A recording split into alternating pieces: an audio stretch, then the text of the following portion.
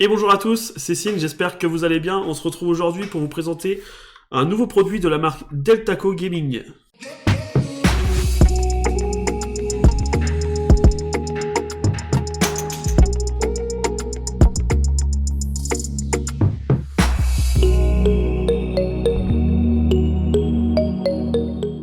Petit rappel, Deltaco Gaming, c'est une boîte suédoise qui fait tout ce qui est clavier, souris pour ordinateur, des casques, ils ont des chaises aussi gaming, et ils jouent sur la qualité à un prix raisonnable, donc ça c'est plutôt cool.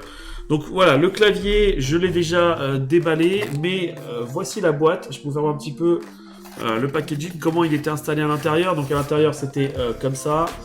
Nous avions donc le clavier qui était ici dans une petite pochette, je l'ai là, petite pochette en mousse, donc bien protégée, et puis son câble, voilà, c'est tout ce qu'il y avait dedans. C'est un clavier qui est AZERTY, qui est apparemment assez rare de trouver en mini clavier, donc ça c'est plutôt pas mal.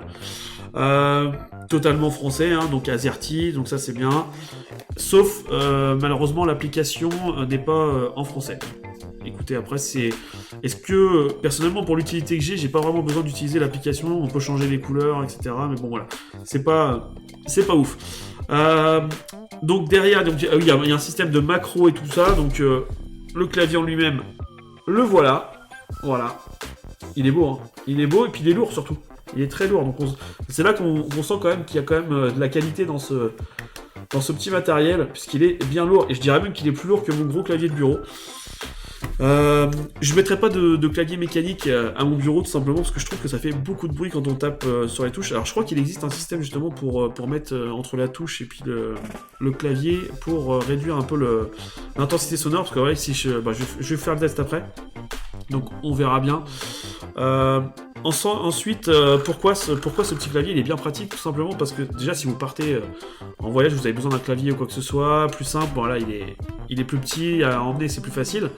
Mais mon utilité, moi, principale, ça va être de pouvoir le brancher sur la Xbox ou sur la Switch, et du coup ça me fait un clavier vraiment pour pouvoir utiliser le chat des consoles, parce que c'est vrai que c'est pas facile tout le temps aller avec le joystick, aller chercher les lettres et tout, c'est vraiment pas pratique. Donc voilà, je vais vous faire voir tout de suite l'application qui est fournie avec en téléchargement bien sûr, sachant que moi elle bug, je ne sais pas pourquoi. Alors elle faisait pas quand je l'ai installée, et là j'ai un petit souci, en fait j'ai un petit message d'erreur. Par contre bon, ça marche quand même bien. Vous voyez, alors déjà on peut customiser toutes les lettres, on peut faire une macro dessus, multimédia, enfin on peut les associer. Limite je me demande si on peut pas faire comme un Stream Deck un peu avec les lettres de ce clavier. Donc les lettres sont retirables relativement facilement. C'est quoi ce message? Hop. Et puis voilà, donc je disais il est RGB, donc RGB, c'est là que j'ai des messages d'erreur, je ne sais pas pourquoi.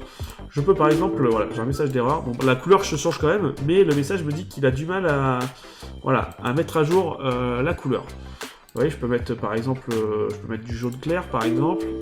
Donc, bon, je sais pas si ça va bien rendre à la caméra. Je peux partir sur un violet. Voilà, bon, c'est un peu chiant ce message d'erreur, je sais pas pourquoi ça fait ça. Mais par contre, il se met quand même à jour. On peut choisir dans quel sens va la couleur, et on peut choisir aussi la rapidité. Donc par exemple, je peux mettre fast. Voilà, vous voyez, ça va beaucoup trop vite, hein, même clairement trop vite. Moi, je préfère le mettre ici. Voilà, c'est pas mal. On peut choisir la luminosité. Et bon, moi je le mets en RGB. Voilà, je trouve que c'est plus sympa. Et il y a un gaming mode qui nous permet de désactiver les touches, les duos de touches, par exemple Alt Tab, Alt F4, Windows, etc.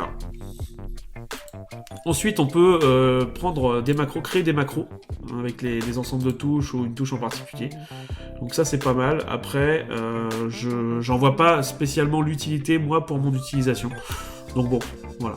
Mais pour ceux qui font du gaming, ou peut-être que c'est pratique pour eux, mais quand on fait du gaming, je pense qu'on utilise un clavier taille normale et pas un mini clavier. Pour moi, il sert vraiment à taper. On va parler maintenant du seul défaut que je trouve pour l'instant. Alors, c'est pas ce clavier à proprement parler qui a ce défaut. C'est vraiment, pour moi, c'est vraiment le clavier mécanique en lui-même.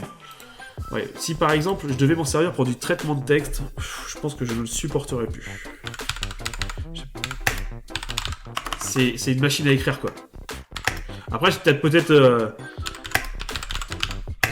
trop vite. Alors les touches sont plus rapprochées, donc il y a une habitude aussi à prendre, hein, parce que automatiquement mini clavier. Voilà. Je passe le message en même temps. Abonnez-vous à ma chaîne, bien sûr. Ah, on va écrire. Attendez, c'est pas fini, c'est pas fini. Voilà. Je pense que vous l'entendez assez pour voir qu'il est, il est quand même relativement bruyant.